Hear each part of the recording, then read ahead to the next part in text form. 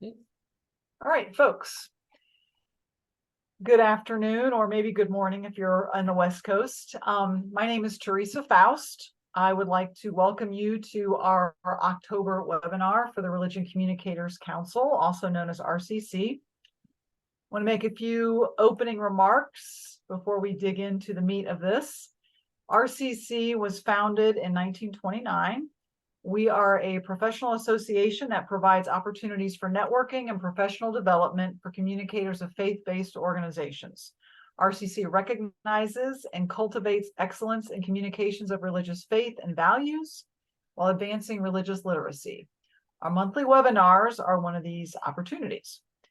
So before we jump into the content, I thought we would take a couple moments to do brief introductions so we all kind of get a sense of who is here and our speaker knows who he is speaking to.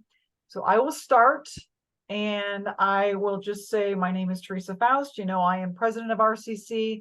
I am the research manager at United Methodist Communications, and I live in Dayton, Ohio. So I will just go down the list of folks as I see them on my screen and call on you and give a quick intro, please. So next on my list is Anne Rayfelt. Hi, I am Anne. I am Director of Communications at Fourth Presbyterian Church in Chicago, where I have been for almost 25 years, but currently doing that role remotely from Minnesota. Oh, all right. Welcome, Anne. Thank you. Carolyn Dandridge, you are next. Hello, how are you? I am, should I say, I failed retirement from Discipleship Ministries. I am presently communicator in my local church, and I also work with strengthening the Black church for the 21st century. Excellent. Thank you, Carolyn.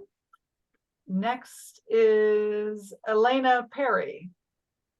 Yes, I'm Elena Perry. I'm the communications manager at Bryn Mawr Presbyterian Church, which is a large Presbyterian church outside of the Philadelphia area, in the suburb of Philadelphia.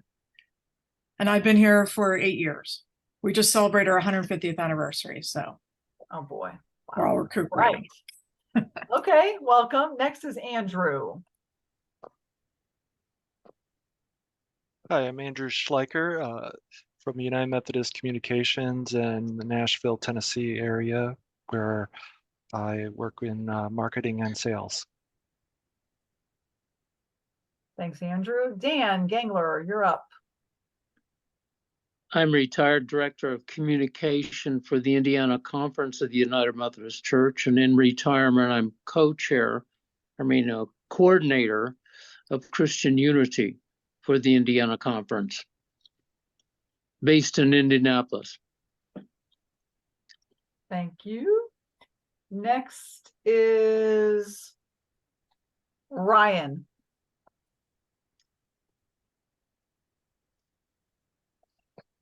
Hello, everybody. Sorry for having my camera off. This is the only time I have to eat lunch today, so I'm multitasking, and nobody needs to see that. But my name is Ryan Coe, and I am the director of the New York Office of Public and International Affairs for the Church of Jesus Christ of Latter-day Saints, as well as serving as the vice president of the board for the Religion Communicators Council.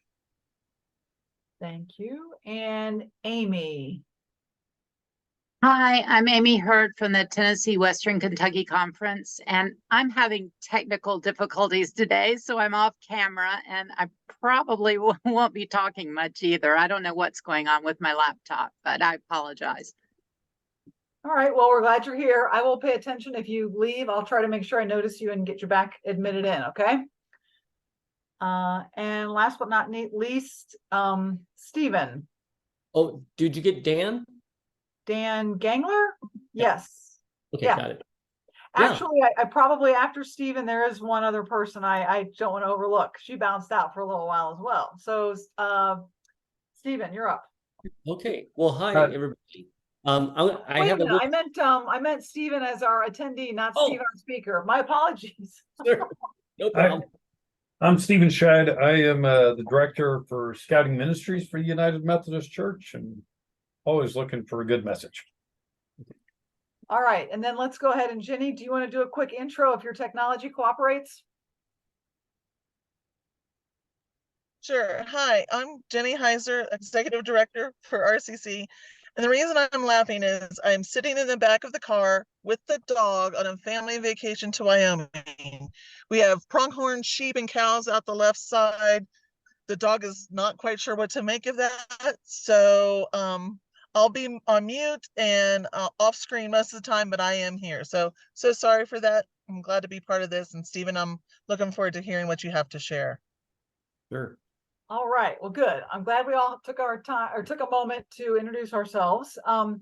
So I will make a couple of little comments as I was thinking about this topic and rereading the description and thinking about communicating your organization's future. I know that my own organization is beginning a strategic planning process that includes really narrowing our focus onto what is essential, what should the future look like, how can we use technology, and it's difficult work and it takes time, and I am eager to hear more from Stephen about communicating your organization's future.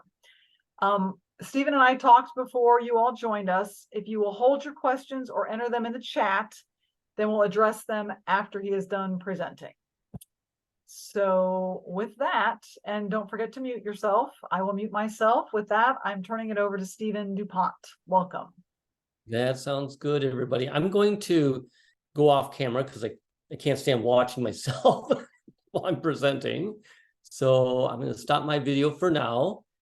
And as Teresa just mentioned, I'll go through this and then I'll stop sharing the presentation at the end, and then I'll look through your chat, write questions while in the chat while I'm presenting.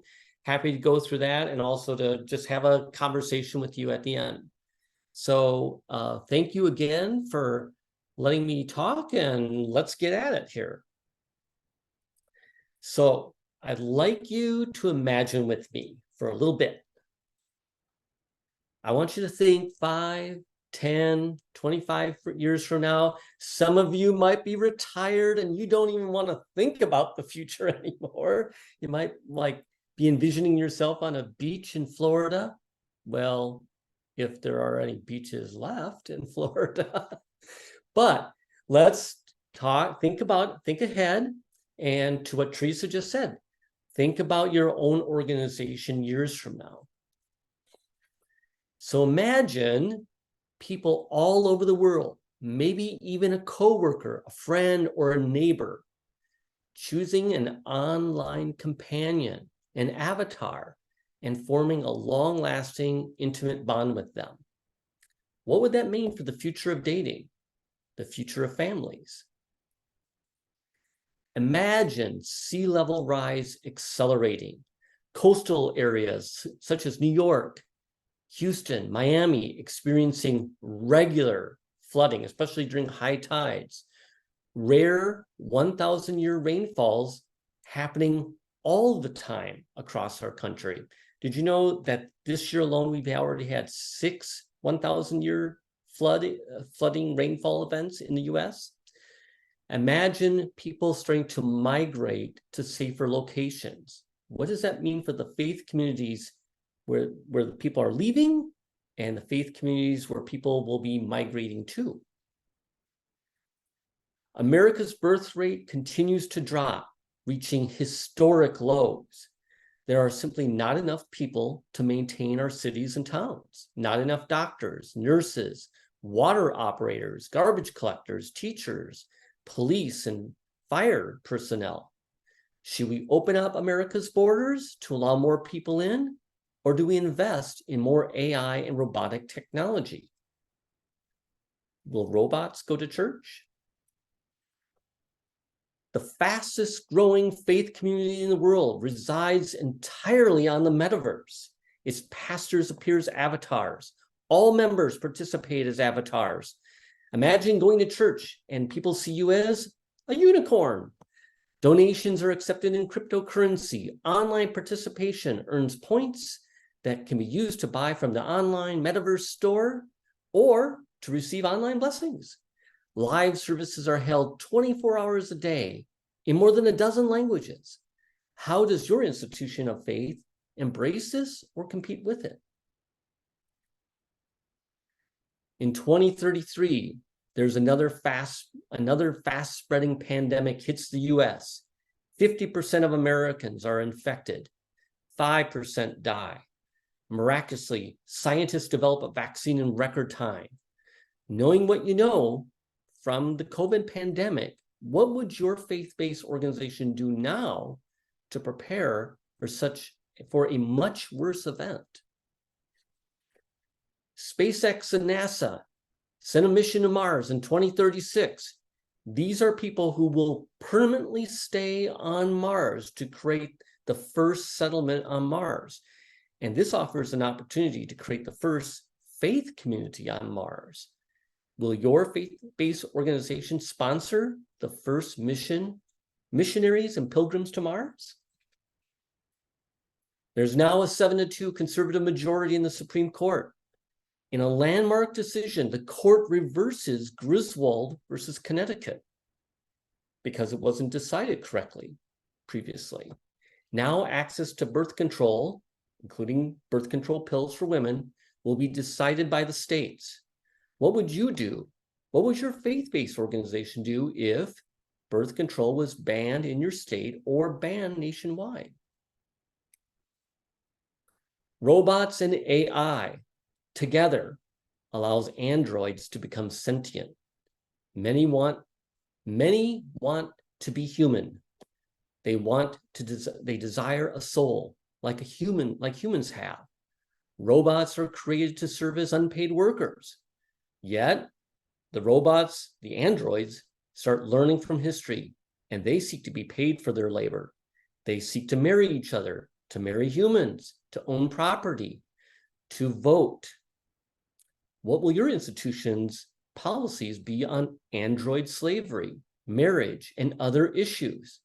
When androids come to seek spiritual counsel, how will your faith's religious leaders embrace them or reject them? What are some other unimaginable things that you could think of in the next 10 to 30 years? I'm sure there's a lot, and there's some that are very scary and some that are very joyous to think about. But that's what futurists do, is we try to help people like you think about the future, think about some of those unimaginable things that we just normally wouldn't think about in everyday life. You know, disruptive changes will happen. I mean, look at just a week and a half ago. I think a lot of the world was surprised about the situation in Israel, right? We were all caught by surprise.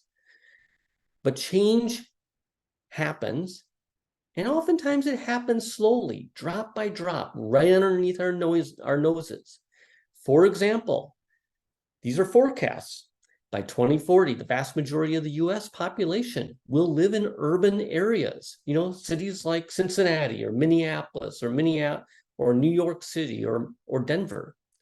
By 2045, whites will comprise 49.7% of the population, according to the US Census Bureau. By 2040, more than 1 in 5 Americans will be over the age of 65. Some are already calling this Boomergeddon because we're going to lose a lot of people over the next 15 years, a lot of boomers, and people are aging. Gen Xers will be part of that senior population. Nearly 1 in 4 Americans will be unaffiliated with a religion by 2040, including 30% of 30 to 44-year-olds, according to the Pew Templeton Global Religious Futures Project. These are changes that we are starting to mark already. Drip by drip, they're starting to happen. So there are many futures ahead. The future is not been determined yet. Your organization, you may experience a dramatic rise in membership. You may merge with another faith organization. You may experience steep declines in membership. You may experience scandal. You may change into a shape and form, like a metaverse church, that's unrecognizable to today's leaders. But among all these futures, there's a future that your faith-based organization truly desires. That's your preferred future. Do you know what that is?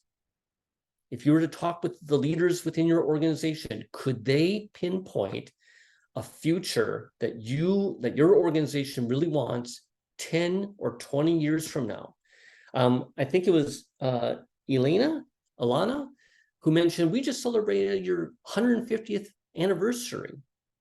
Well, I don't know if folks back 150 years ago were in what they were envisioning for your organization, but if you've been around that long, I think it's fair game to ask where you might be 10, 20, or even 50 years from now, because what's happening today, what you're doing today will affect that future. Unfortunately, most organizations are not prepared for the pace of change that we're experiencing.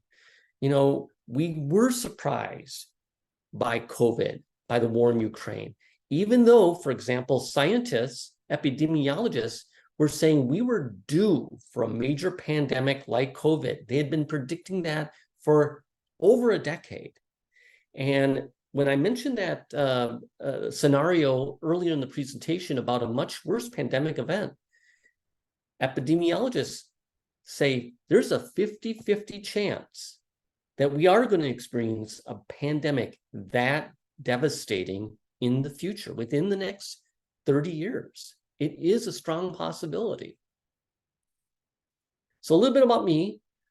Like you, I am a professional communicator. I've been practicing PR for over 30 years. I work with a creative firm in Minneapolis called Pocket Hercules, and we work with a wide range of clients: Rapala fishing lures, Toro, Thomson Reuters, Harley Davidson, number of great brands that you would recognize, and B2B brands too. And I've been, over the years, working my way toward this intersection of foresight and communications. One of the things I do, in addition to all my PR-related work, in addition to my work in PRSA, is I'm a member of the Association of Professional Futurists. I consider myself a professional futurist. I help organizations think about the future. I'm the editor of this international magazine called Compass, and you can go check it out. It's open to the public at apf.org/compass. And I'm also part of the religious communicators community, I guess. One of my clients is the St. John's Bible. Right now, I'm in the middle of promoting the St. John's Bible and some very special events. Last Sunday, we gave the gift of a St. John's Bible to the Washington National Cathedral, and I'm planning events for England in the next 3 weeks for a donation of the St. John's Bible to Lambeth Palace. My client, technically in this case, is St. John's Abbey and St. John's University in Collegeville, Minnesota. And what I mentioned before, I am, over the years, focusing and into the future. My future is this intersection between communications and foresight. And here's how I got there, folks. When about 15 years ago, when I worked at GMAC Financial Services, which was at the time one of the largest financial services companies in the nation. It was part of General Motors. We created a special task force to look at the implications of bird flu, H1N1, for those of you who remember. And we were very worried as a company about what would be the impact if this pandemic were to close down the United States for months, where people just could not be outside, could not work. What would that do to their mortgage payments, to their car payments, all those things? And to me, this was my first real taste at foresight, at scenario planning, and it led me to end up creating a crisis communications plan that anticipated more than 20 other unforeseeable and unimaginable events that could affect our business. So what I want to do today is I want to help you understand a little bit more about what a desired future is. And I want to provide you some real practical tips on how to start communicating the future for your organization. So first off, what is foresight? Foresight is this process of anticipating systematic and transformational change using qualitative and quantitative methods and tools with the goal of identifying alternative, plausible, and preferable futures. Our job is to help leaders, including communicators like you. I kind of consider myself like a futures coach, in fact, is to help you understand all the possible futures that are out there, those which are more plausible than others, and to help you track a path to the future that you really want to see for your organization. Some of you may have just, you've all have heard the word foresight, but you may be trying to understand it in the terms of the way I'm talking about it today. And some of you may be wondering, like, who actually uses foresight? Well, I can tell you many leading corporations have foresight professionals on their staffs, from McDonald's to the country of Canada, to Amtrak, to Deloitte, to Pepsi, and many other organizations.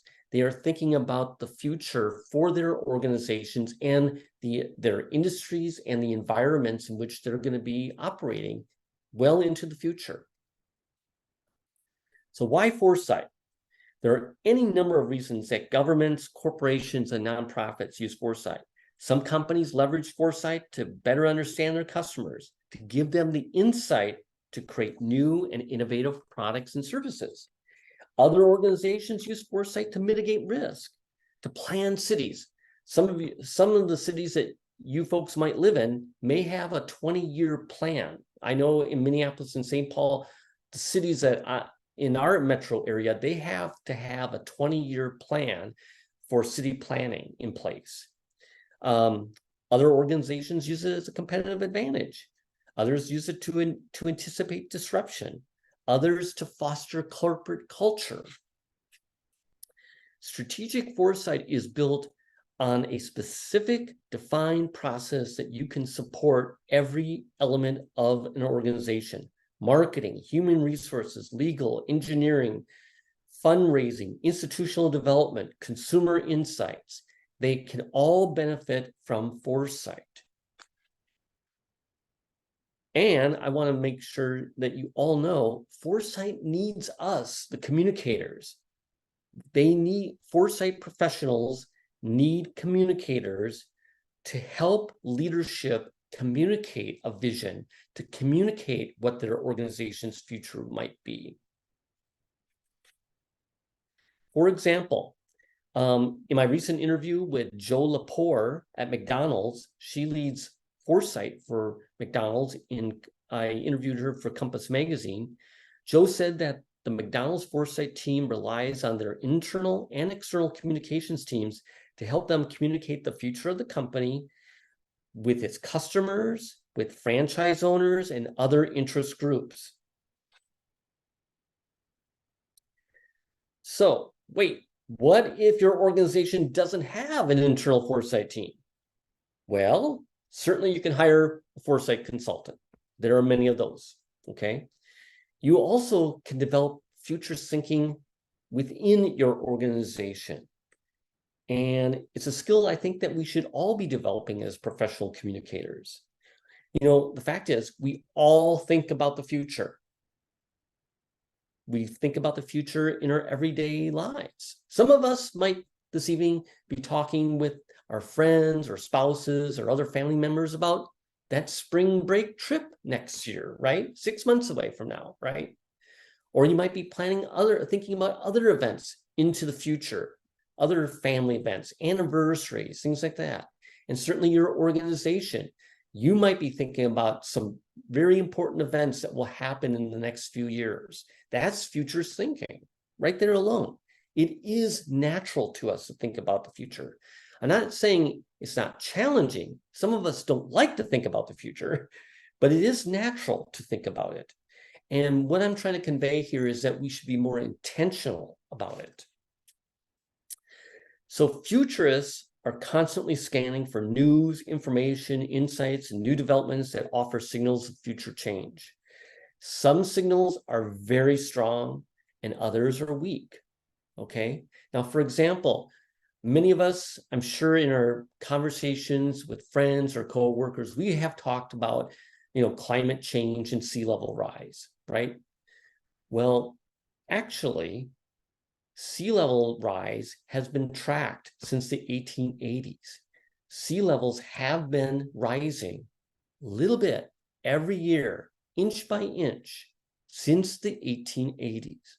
So sea level changes, or sea level rise in this case, is not new. But what scientists are concerned about, for example, is the acceleration of that process and what that means. So futurists typically categorize what they're looking for into 6 categories: social and cultural changes, technology changes, environmental changes, economic changes, political changes, and changes in values. And we use this acronym called STEEP plus V to describe these changes. Scanning is right here at your fingertips, folks. Anybody can scan for the future. Anybody can scan the horizon. You probably already do this naturally already. You're checking out the news. You're spotting, oh, this change has happened, that change has happened, right? This is, things are happening. I'm just saying, make this in a more intentional process with your teams.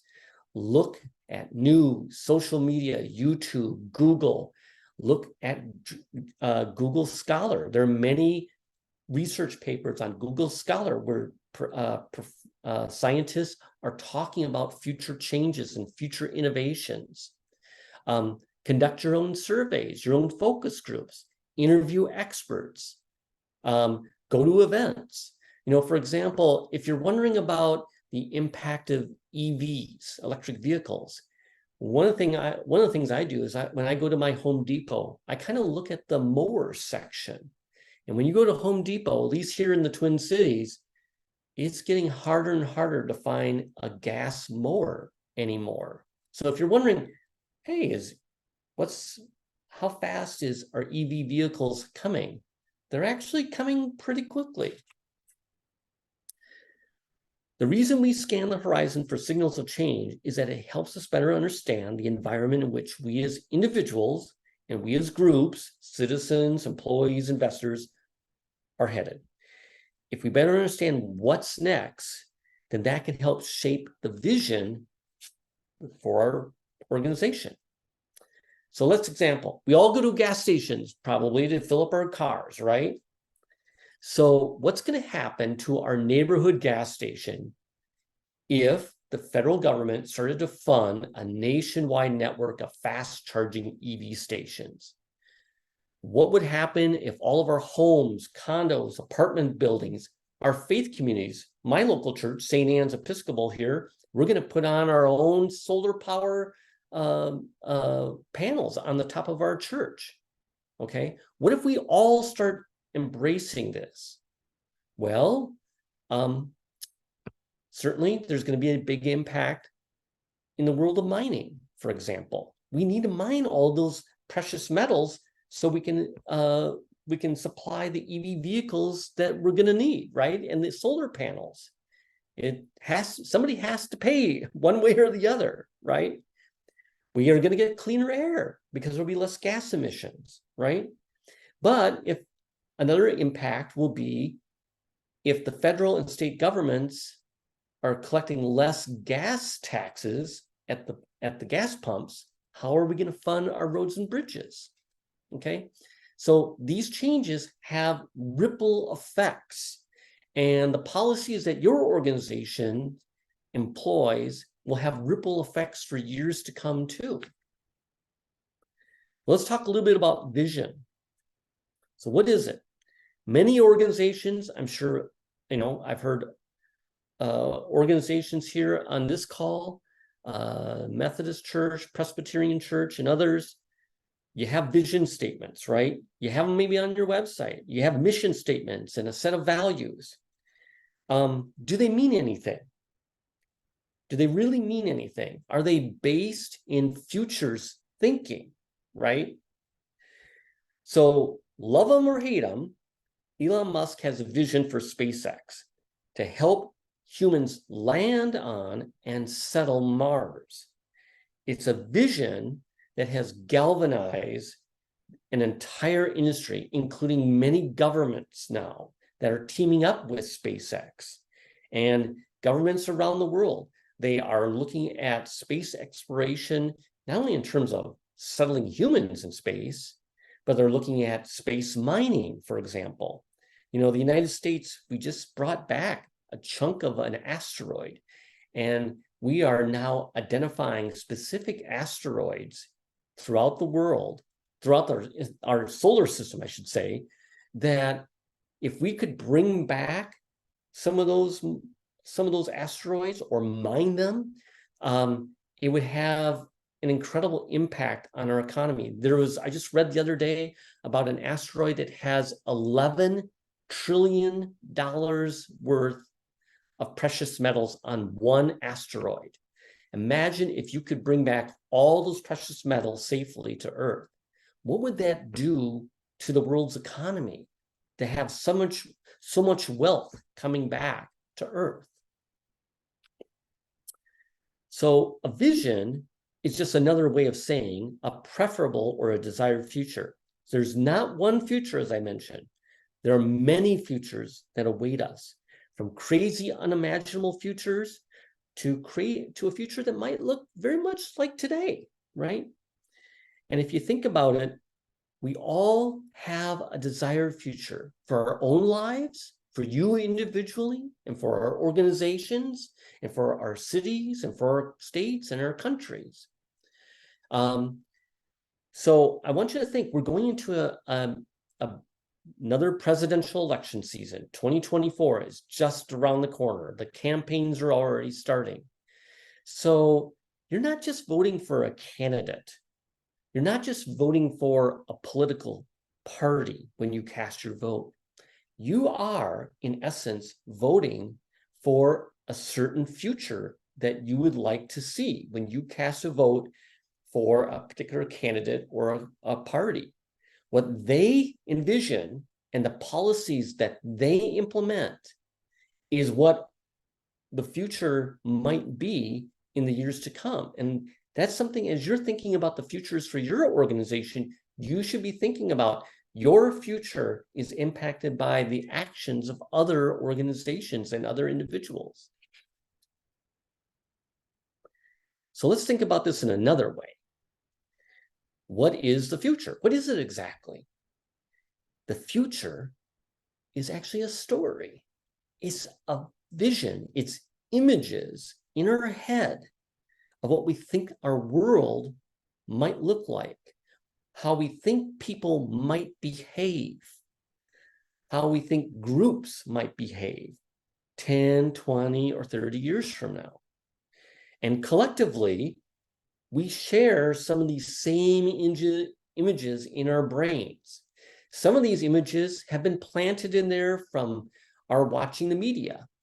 Now, I was a kid growing up in the 60s and 70s, and I watched a lot of Jetsons, okay?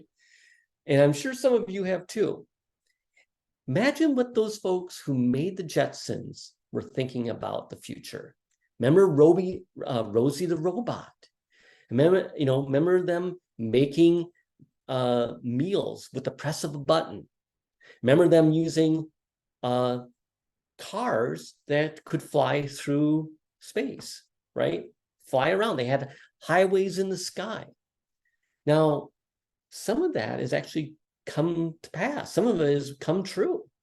And those air cars, Samsung has a division that is building and designing cars that will fly, okay?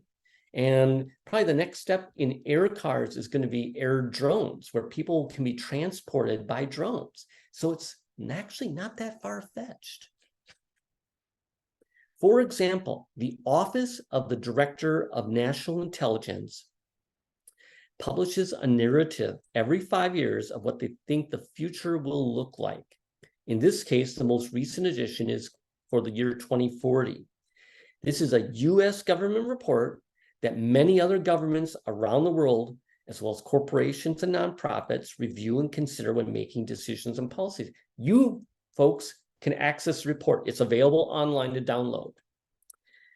Has this future actually happened? No.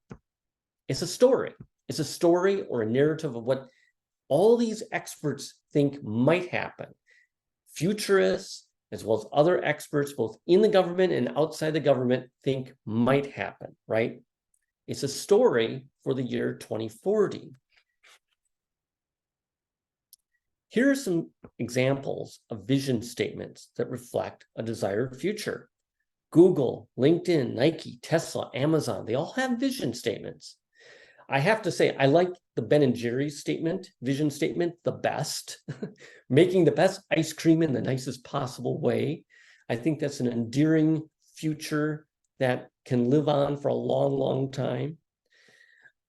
But organizations, they have these visions of what they think will be. And oftentimes, when they get to achieving that certain vision, it comes time to create a new vision. So what makes for a great vision statement?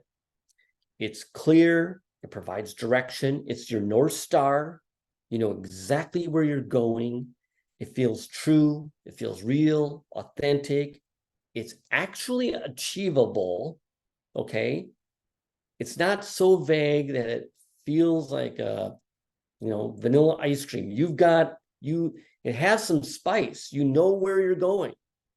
It looks forward, it looks decades forward, it inspires people, and it's measurable. So let's talk about communicating that desired future. Well, first off, I would invite you to do a little inventory of how your organization is communicating about the future, okay? You might already be communicating a future already. And the question when you do that inventory is the future that we're communicating the future that we really want to communicate, right? Look at how your leaders are communicating. Look at the speeches, the presentations they give, the white papers, the byline articles, the interviews that they give to the media, research reports, blog posts, ESG reports, DEI reports. Look at all the ways you're communicating the future now. I mentioned earlier, one of you said that you have just celebrated or you're about to celebrate your 150th anniversary. When you were celebrating that anniversary, did you use that as an opportunity to communicate how we think about the future 150 years from now? That's a great opportunity to talk about the future. Not in looking back at the past, we look forward to where we want to go with our organization. I recommend that you also conduct interviews and surveys with various leaders and employees and influencers throughout your organization and talk about the future. When you talk about the future and you talk to various leaders, especially, you might find that what you thought they thought about the future may not necessarily align with your thinking. So it's a good way to create alignment throughout your organization. And it's a good way to have them express where they think things are going, not only for your organization, but also throughout the landscape that you're operating. Asking them, what do they think about other faith-based organizations? What do they think about the landscape of how people worship and express their faith? For example, for one of my clients, we are doing a branding exercise for them. And we are doing, first off, a survey to all their employees, about 3,000 employees. And we are asking specific questions about the future in those online surveys. And then we're going to follow up with one-on-one interviews with their leaders. So we're going to have those research results about how employees feel about the future, and then we're going to get even more detail with their leaders. So as part of this process, I want to throw in the #1 rule of professional futurists, which is don't assume. That's why it's so important to invest time to talk to your organization's leaders about the future. Don't assume they all believe in one desired future. Don't assume that the desired future that your leaders have is aligned with how each of your other leaders believe, or is in line with your employees or with your members. For example, look at the UAW strike that's happening right now with the big 3 automakers. The UAW has a vision of the future that is probably, I would say, very, very different from the future of those automakers. And they're trying to close the gap through their negotiations. But that strike is not necessarily about pay and benefits. It's a conversation about the need for workers in a high-tech, highly automated, robotic world that's making more EV vehicles versus combustion engine-based vehicles. It's a change that both organizations are going through. So this kind of leads me to this next point.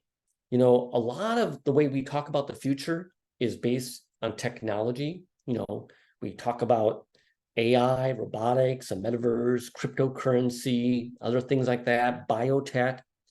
We must never forget the fact that we are humans and that our future is about humanity. And so it's so important that when we talk about future or futures with our organizations, we base it in human values and the needs of humans, first and foremost. And so that's why the process of talking about futures within your organization is a conversation. It creates an opportunity to bring employees, customers, members, investors together to imagine different futures for your organization and within your organization. It's an opportunity to develop internal as well as external conversations that can advance your organization toward a desired vision or desired future. And these conversations, you can do them in all sorts of ways. You can have brainstorming sessions, employee retreats, town hall meetings, user group meetings. The point is, have intentional conversations about the future, where your organization is going. When you have these conversations, they deepen engagement with all these interest groups. They provide new insights, and they make your communications more compelling. At the heart of thinking about the future, and I kind of brought this up a little bit earlier, it's about storytelling. So in the summer issue of Compass magazine, we invited 30 professional futurists from around the world to write speculative fiction. They each time traveled to a location of their choice and wrote what they saw. So Alana Alvarado is a first-generation Filipino-American futurist and poet who lives in New York City. And in that issue, she time traveled to New York City in the year 2055. And she created these images with Time Journey, which is an AI program, about what she thinks New York City will look like at that time. What if you invited the members of your communications team or your leaders to write stories about what the future might look like for your organization, for your city or your state or your country at a time in the future? What do you think people would write? What do you think they would express? What kind of images would they use? When we have conversations about the future, we must have the courage and the willingness to explore the unimaginable. And that's kind of what I was talking about when I shared that story about working at GMAC and thinking about what would happen. This is, by the way, this happened back in 2007, long before the COVID pandemic. What would happen if our country was shut down for 3 or 4 months? People could not leave their homes. They could not go to work. It was really hard to think that, we're just not necessarily trained to think about disruption in that way. And yet it happens. It's happening right now in Israel and Palestine, in the Gaza Strip. Disruption has stopped things there. And we are going to have other disruptive moments in our future. So imagine, as part of this exercise, imagine another pandemic. Imagine AI replacing 30% of America's employees or workers. Imagine a new law that has significant impact on the members of your faith. Anticipate change. That old Wayne Gretzky line, anticipate where the puck will be going. For example, for one of my clients, Altig Engineering, they're based in Fargo, they have offices across the country. We created blog posts with their engineers writing about what would be the impact of extreme storms, of 500-year floods, of wildfires burning down entire towns. And what should cities do to become more resilient to those disruptions? What would you do to become more resilient? What kind of things could you imagine doing now? Communicating about the future also offers the opportunity for the leaders of your organization, as well as its subject matter experts and influencers, to talk about the future and communicate a vision for what's next. So I've been working with Rapala fishing lures. They're the #1 selling fishing lure in the world. I've been working with them on and off since 1991, and they have partnered with the legendary angler Al Lindner since the 1970s. And in a recent blog post we wrote for Rapala.com, which has a reach of 2 million anglers, throughout North America, we invited Al to talk about the future of fishing. Many organizations, many of yours, you may have to prepare annual reports, ESG reports, DEI reports, year-end reports. These are great opportunities to talk about the future. For example, for Maxim Crane Works, this is my client down in Cincinnati, we created our first ESG report. This is the first time they did this. And in creating that, we had to think through what is it that we're reporting, compared to the rest of the industry. We had to state that out, but then we had to think through what is it that we're going toward? What do we want to report in next year's ESG report, or the ESG report 5 years from now? Because these are things we're starting to measure. Like, for example, measuring the amount of light, used in buildings, light bulbs, literally the amount of gasoline that they're using in their cranes, in their tractors. So that's thinking future. Employees, customers, investors, and other interest groups, they want to learn about the future from your leaders. They want to know how your leaders think about it. The future, in other words, makes for compelling content, and it offers leaders the opportunity to distinguish their organizations from the competition. For example, Deloitte, one of the world's largest leading management consulting firms, they publish a number of trend reports that support the firm's various practices, right? So here's a trend report about human capital that supports their human resources consulting practice. Imagine creating such reports for your organization. What issues are out there? That people want to know about, that would be interested in your organization's take? For example, Arup, they are one of the world's leading engineering firms. They're based in London. They create reports like this one. what is the college campus of the future look like? Okay, it's a really cool report, lots of visual images, and it helps support that practice. At the end of the day, communicating the future is about inspiring action. Why do professional futurists exist? Why do we help people like you guys? We are here to help today's leaders make better decisions that will create a better future for tomorrow's leaders. We want to think about the future in terms of not only the next generation, but 7 generations from now. What we do today will impact the Methodist Church, for example, in the year 2100. You know what? It takes courage to communicate a vision. It takes courage for leaders to take action. And there have been many leaders who've had a vision and found a way to take action on it. And I'd like to point to one of them.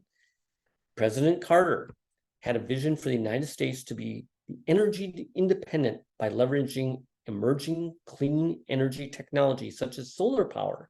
He introduced the American public back in 1979 to solar power by setting up a working solar power system at the White House. And he was ridiculed for it. And that solar power system was torn out during the Reagan years. But because he advocated for this, we got the first solar farm in California in 1983. Okay. And now today, in fact, I think the Biden administration just earlier today or yesterday announced billions of dollars more to invest in clean energy infrastructure. We're at least heading in the right direction. But because we kind of put our heads in the sand about clean energy, we have lost the production and manufacture of solar panels to China. 80% of all those solar panels that you see going up around the country are actually made in China. That could have been US jobs. People often don't like to talk about change. While thinking about the future is very natural to us, there are some difficult topics and issues that may frighten us. We may avoid talking about the future because of the conflict that may occur. You know, Thanksgiving is coming up. For some families, it's really hard to talk about politics at the Thanksgiving dinner table when everybody, uncles and aunts, grandpa and grandma, and everybody's around the table. Futures thinking is a mindset. As you start to unlock the future for your faith-based organizations, you may get some pushback. You may get leaders who say, why should we think about this stuff happening 10, 20 years from now when we have so much we have to deal with today? Well, let me remind you, whether we like it or not, decisions are being made. For example, the state of California has already banned the sale of new cars with combustion engines starting in 2035.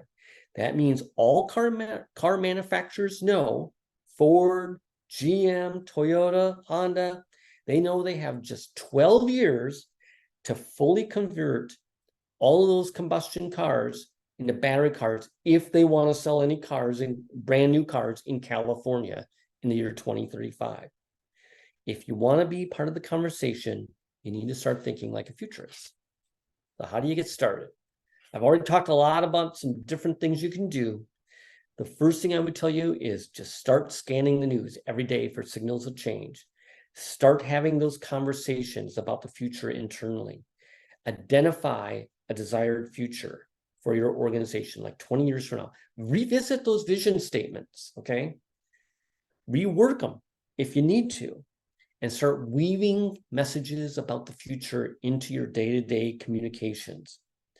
You know, whenever I work on a project, I always ask the question, what's the future? I'm writing another article for Rapala right now. We had to interview an internationally known ice fishing expert. And so one of the questions in my interview was, Tony, what's the future of ice fishing?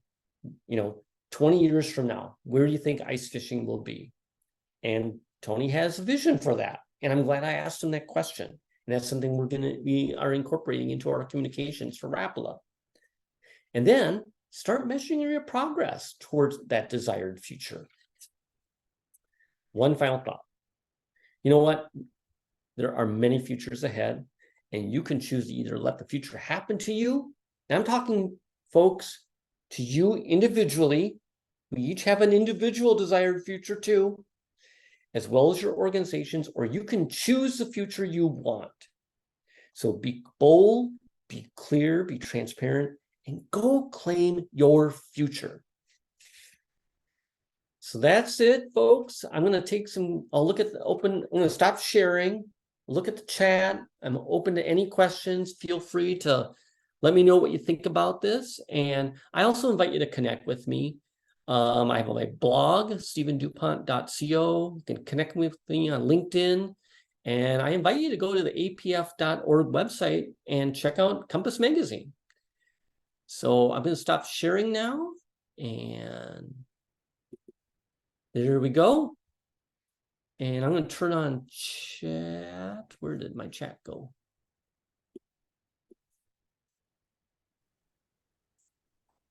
Any questions, thoughts? Ah, there's chat. There we go. I'm chat. I got it. Okay. So I would say, I want to see if folks have questions or thoughts. I think this is a lot to process as you're speaking. My brain was making a lot of connections and thoughts around what might my organization do, what might the RCC as a member organization do. So I'm doing a lot of processing, and I know some folks might have to jump off to other meetings, but I want to ask anyone if they have any comments or questions. Whatever whatever happens, whoops, it will come. Any tips on how to deal with that? And I'm curious on advice how to start a conversation about futures with higher ups, especially if they tend to be reactionary. Well, I first off, in terms of those conversations, I would kind of work under the radar screen if you need to, and just start asking questions. Don't be formal about it. Just start asking folks, hey, what do you know, over a lunch or something, or over a coffee, what do you think about the future of the Methodist Church? I know there are a lot of Methodists on the call here. I'm just bringing that up. Where do you think we're going to be in 20 years, 50 years? Just start even asking 5 years. What do you think the big issues are going to be in, over the course of the next 10 years? Or maybe you saw, or say you saw something in the news, and ask a leader, hey, I just saw this change that's happening. What do you think about it? And just start informally, just asking people to get them talking about it. And you know what? There's always going to be people who say, whatever happens, it will come. But frankly, if you're really starting to think about this, you will start to see the changes all around us. And, as communicators, I believe one of the skill sets that we need to develop the most is to be anticipatory. We are told to anticipate events so we can prepare our communications in advance, right? And so that might be a good place to start in talking with leaders, is like, I see this happening or this happening in the next couple of years. Maybe we should have a conversation about it. Maybe we should get together a group and start thinking about how we might deal with this, right? One of the biggest changes, in my own local church, we are seeing the number of parish members literally die off. Okay, Boomergeddon. We know it's happening. In fact, and when I was the vestry chair of our church 7 years ago, I brought that up as a change. Our parish finances might be impacted, years from now, because you could literally see in front of us the number of parish members who would likely be passing away in the next 10 years. Okay, it's kind of morbid to think about, but it is real. And you just have to have those conversations.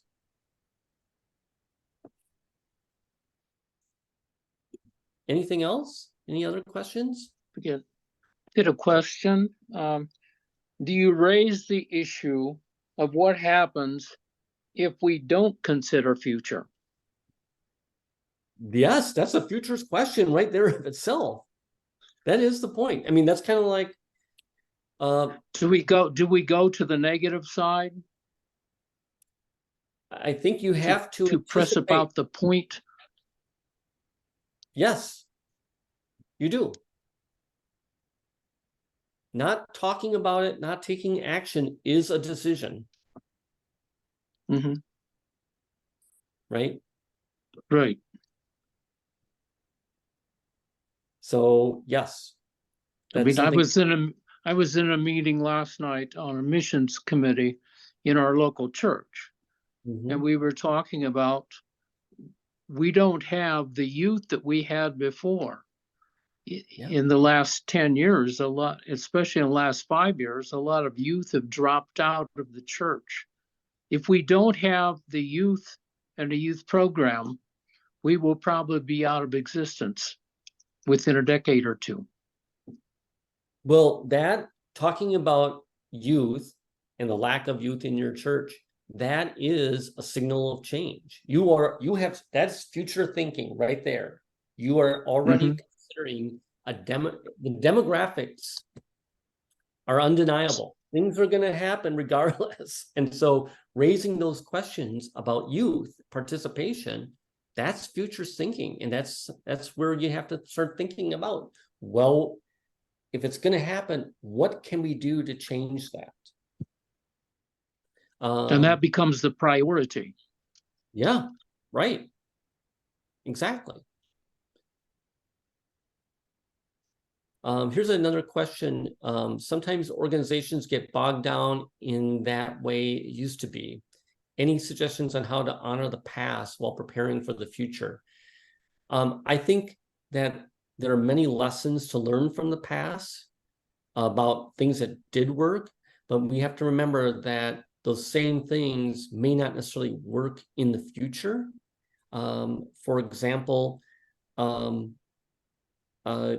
think, the COVID pandemic changed a lot of things. I look at my local church about what happened there. And, today we broadcast all of our services. We're a very small parish. We have like 200 members. And now we have a video camera broadcasting each service on Facebook every Sunday morning, right? Because we now know that there are some, not only older people who can't make it, but there are many very busy parents who don't mind eating cereal while watching their faith service at our church every Sunday morning. Okay. And so that's a reality. And that's something that you just have to start acknowledging and realize that you may not be able to go back to past solutions that worked well because they may not work. One thing I wonder with that question, honor the past and prepare for the future, would you maybe say our core values or like some of those things, they won't change who we are, but our vision, or does that make sense what I'm saying? Like there's certain things to honor your past and who you truly are. Those core values shouldn't, I don't think, necessarily change dramatically over time. Maybe the way you execute them. Right. Hopefully those core values are the bedrock of your community or your faith organization, and they continue to inform well into the future. Values do change though over time, and it's certainly, you may need to revisit those values from time to time, just as you would revisit a mission statement or a vision statement. I was going to go to the website and the Compass magazine. Would there be a place I don't want to ask for tools, but I think about how to get some of these conversations started. Are there resources that would say, here's kind of a handful of questions where if you wanted to gather some people together, you might try this first, because it feels like, I don't know, is that on the website, or could I find something like that within the magazine, the Compass magazine? I don't know about it on the website or Compass magazine, because Compass is actually written for professional futurists. They were Okay, doing it okay. day in and day out. But let me check it out, Teresa, and if I have to, I'll write something up for you guys to share. Okay. Well, and maybe you've got something, in your back pocket you used before and you can repurpose it or something. Okay. I don't want to make you do a bunch of extra work. There are certain things I think, gosh, if there were a couple quick, and I appreciate the question about how do you have these conversations. And I don't want to be one to throw roadblocks up and things, but when we're all virtual, it's even more difficult to have some of those, oh, did you see what was in the news? Or let's go get coffee, because you don't, let's schedule some Zoom time. And by the way, how do you conveniently slide in a question about futures when you didn't just happen upon someone in the break room? But Right. Anyway, we have Yeah. to be more intentional. Right. Okay. Yeah. Now, does Ginny have this? Can we have this slide deck, or what's the status of that? You certainly can. If did you record this whole conversation? I recorded it. Yeah, I'm still recording. I should Good. probably stop that now. So feel free to share that. And Ginny does not I have not